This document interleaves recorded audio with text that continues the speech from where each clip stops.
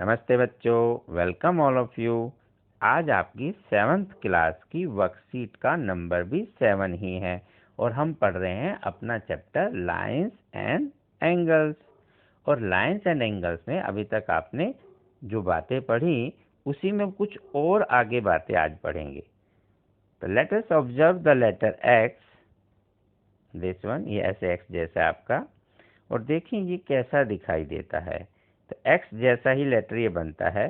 तो ये दो लाइन नज़र आपको आ रही है और ऐसे जब ये लाइन एक दूसरे को क्रॉस करती है इनको बोलते हैं इंटरसेक्टिंग लाइंस। फिर एक और चीज़ देखें, let the observer the corner of your room, you will find angle between wall and floor is 90 degree. जब आप रूम का कॉर्नर देखते हैं तो वहाँ बिल्कुल सीधा फर्श के साथ दीवार खड़ी है, अगर कोई टेक्निकल डिफेक्ट नहीं है तो ऐसे आपका 90 डिग्री का एंगल बनता है। Then these lines are called perpendicular lines.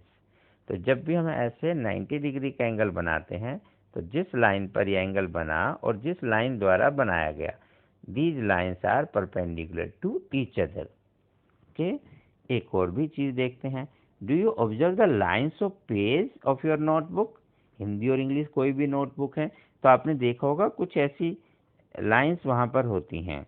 ये हम बात करें एक लाइन, फिर दूसरी एक और, फिर ऐसा इस तरह से कुछ आप इंग्लिश की नोटबुक हो या हिंदी की, तो आपने कभी नोट किया इनके बीच का डिस्टेंस हमेशा इक्वल होता है और ये आपस में कभी मिलती भी नहीं है, ऐसे ही जाती रहती हैं। इन्हीं लाइंस को बोलते हैं पैरेलल लाइंस। ठीक है, तो हमने देखा लाइंस में क्या क्या बातें हो सकती हैं। या तो लाइंस ऐसे होंगी तो आपकी कैसी होगी, इंटरसेक्टिंग लाइंस, या फिर ऐसा होगी तो हम बोलेंगे परपेंडिकुलर लाइंस, या फिर लाइंस ऐसी होंगी तो हम बोलेंगे पैरेलल लाइंस। क्लियर? आओ आगे बढ़ें। So if a line falls on two lines, then it cut both the lines at different point, like this. One line, second line, this third line which intersect the other two lines, this is known as transversal line.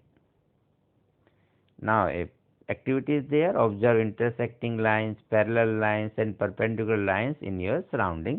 आप देखें, आप अपने fingers और thumb के बीच में देखें कौन सी line बन रही है। अगर सीधा खड़ा रखते हैं अपने थंब को तो ये परपेंडिकुलर हो जाता है इसके साथ। ऐसे आप और भी कहीं देखेंगे कि जब आपकी घड़ी में 12:15 होता है या 3:30 होता है या 9 o'clock होता है तो उन दोनों निडल्स में परपेंडिकुलर हैं या कब पैरेलल हैं, कब इंटरसेक्टिंग है, ये सब आप ऐसे अपने सराउंडिंग में थोड़ा सा ऑब्जर्व करेंगे। अब एक और शेप आपको दी हुई है ऑब्जर्व करने के लिए। ये आपका बन रहा है कुछ एफ टाइप से। यहाँ जो एंगल बनता है बच्चों, this one and this is called corresponding angle. फिर एक और फिगर है इस तरह से जेड में, यहाँ आपका एंगल बनता है ये वाला और ये, इनको बोलते हैं अल्टरनेट इंटीरियर एंगल। और यहाँ तो ऐसा बनता है, इनको बोलते हैं vertically opposite angle. If lines are parallel, then corresponding angles are equal to each other.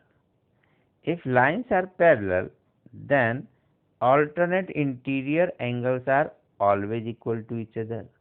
And any two lines intersect, then vertical opposite angle also equal to each other. साथ ही एक और बात भी आप देख सकते हैं, एक और एंगल यहाँ बनता है ये अंदर इधर, इसको बोलते हैं इस एंगल के साथ interior angle on same side and sum of these angle is equal to 180 degree. ये दो चार छोटी छोटी बातें आप याद रखें, बहुत ही इंटरेस्टिंग क्वेश्चंस और इम्पोर्टेंट क्वेश्चन यहाँ होने वाले हैं। तो ये हम पढ़ चुके हैं एफ शेप में एंगल्स क्या कहलाते हैं, कॉरस्पॉन्डिंग एंगल्स है, और इंटीरियर एंगल्स है उनका सम 180 होता है, जेड वाले में अल्टरनेट इंटीरियर एंगल्स है। अब कुछ क्वेश्चन की बातें हैं। ये फिगर्स है, यहाँ एंगल बनाए, lines are parallel if A and B are parallel, name तो देखो बिना पैरेलल के भी होता है, ये अगर पैरेलल नहीं है तब भी नेम आपका वही कॉरस्पॉन्डिंग, अल्टरनेट इंटीरियर, ये सब नेम आप तब भी बोलते हैं, बस पैरेलल होने पर वो इक्वल हो जाते हैं, अदरवाइज नेमिंग वही रहती है। तो देखिए कॉरस्पॉन्डिंग एंगल कौन कौन से हैं, 1 and 5, 2 and 6, 4 and 8, 3 and 7। भूल ना जाओ तो लिख देते हैं, तो 1 and 5, 2 and 6, 4 and 8, 3 and 7, these are the pair of corresponding angles. If lines are parallel, then these pair always equal to each other.